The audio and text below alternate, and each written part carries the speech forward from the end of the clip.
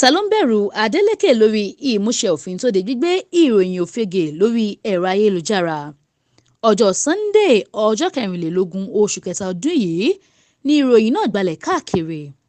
Gómìnà Adeleke nípínlẹ̀ Ọ̀ṣun ló gbé ìgbìmọ̀ kan kalẹ̀ láti ṣiṣẹ́ lórí òfin tó de gbígbé ìròyìn ẹlẹ́jẹ̀ àti èyí tí kìí ṣe òótọ́ káàkiri orí ẹ̀rọ ayélujára.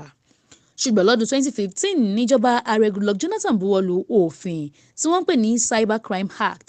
Níbẹ̀ ló sì ti di èèwọ̀ fẹ́nikẹ́ni láti sọ ìròyìn èké tàbí kọ ohun tó lè mú kí àwọn aráàlú kórìíra ẹnìkejì wọn sórí ẹ̀rọ ayélujára.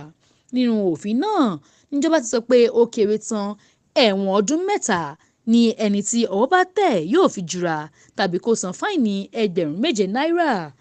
Ṣùgbọ́n kàkà kí ewé àgbọn ìròyìn òfegè yìí dẹ̀ káàkiri orílẹ̀-èdè yìí, pípele ló ń pele sí i. Àwọn èèyàn yálà ìjọba tàbí ẹgbẹ́ alátakò kò lo òfin yìí. Dípò bẹ́ẹ̀, ọ̀dọ̀ ọlọ́pàá ni wọn yóò ti lọ fẹjọ́ sùn.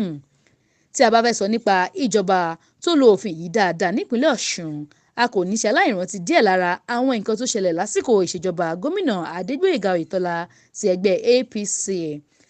Lọ́jọ́ 14 oṣù kẹrin ọdún 2020 ni àwọn ọlọ́pàá gbé ọmọkùnrin kan Saheed Akinlóye lọ sí kóòtù lórí ẹ̀sùn pé ó parọ́ mọ́ ìjọba ìpínlẹ̀ Ọ̀ṣun lórí Facebook rẹ̀. Ẹ̀sùn tí wọ́n fi kan Saheed ní ẹ̀sùn ìbanilórúkọjẹ́, irọ́ pípa, dídá ìbẹ̀rù sọ́kàn àwọn aráàlú àti ríru ọkàn àwọn aráàlú sókè tako ìjọba nígbà tí wọ́n ló kọ síbẹ̀ pé ṣe ni ìjọba Oyètọ́lá mọ̀ọ́mọ̀ lọ kó àwọn alárùn COVID-19 wọnú ìlú Èjìgbò kí wọ́n bá lè rí owó gbà lọ́dọ̀ ìjọba àpapọ̀.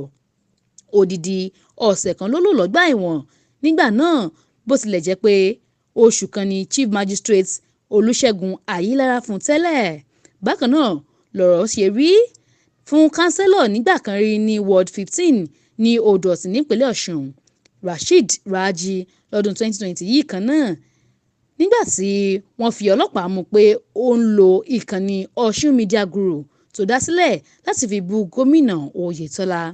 Aago 6 àárọ̀ làwọn DSS gbé nínú ilé rẹ̀ nílùú Òṣogbo. Aago 4 ìrọ̀lẹ́ ni wọ́n sì tó fi sílẹ̀ lẹ́yìn tó ṣàlàyé ohun tó sọ nípa ẹ̀sùn náà. Lóṣù kejìlá ọdún 2021 níjọba Oyètọ́lá fún olùkọ́ kan ní Massiva Community Grammar School Èjìgbò, Ọ̀gbẹ́ni Akínyẹmí Philip, ní ìwé gbélé ẹ̀ lórí ẹ̀sùn pé ó ń kọ onírúurú ọ̀rọ̀ kòbákùngbé nípa Oyètọ́lá lórí Facebook rẹ̀. Oṣù kẹfà ọdún 2022 níléeṣẹ́ tó rí sí ètò ẹ̀kọ́ lọ́ṣun tó gba ọkùnrin yìí padà nígbà tí ìjọba Oyètọ́lá lè fi páńpẹ́ òfin gbé àwọn tó kọ ìkọkúkọ nípa rẹ̀ lórí ẹ̀rọ ayélujára. Nígbà náà kò sóhun tó burú bí ìjọba Adeleke náà bá pinnu láti ṣe bẹ́ẹ̀. Ohun tó kàn mú kí ọ̀rọ̀ ìgbìmọ̀ tí Adeleke yàn yìí kó mú ariwo lọ́wọ́ ni bí ọ̀pọ̀ àwọn èèyàn ṣe ń béèrè pé abala wo ló wà nínú òfin náà tó fún ìjọba kọ̀ọ̀kan lágbára láti yan ìgbìmọ̀ lórí èyí. Lérò tiwa, ọ̀rọ̀ yìí kò nílò ìgbìmọ̀. Ẹni tí wọ́n bá kọ ìkọkúkọ nípa rẹ̀ yálà ìjọba tàbí ẹnì kankan ṣe ni kó gbọ́dọ̀ àwọn ọlọ́pàá lọ tàbí DSS nígbà tí wọ́n bá jọ dọ́hùn kí ẹni tó kọ nǹkan sọ ohun tó rí lọ́bẹ̀ tó fi wà rọ́wọ́. Ní ti àwọn ẹgbẹ́ alátakò tí wọ́n ń bínú, ọ̀rọ̀ yìí kò fàjà rárá. Ẹni tó bá fẹ́ kọ nǹkan sórí ìkànnì ayélujára gbọ́dọ̀ ṣetán láti fi ẹ̀rí tó múnádóko lélẹ̀. Tí ọ̀rọ̀ bá ti di tọlọ́pàá, ó ṣeéṣe láti wó ilé tí wọ́n fi ọdún 10 kọ́ lulẹ̀ láàrin wákàtí 10.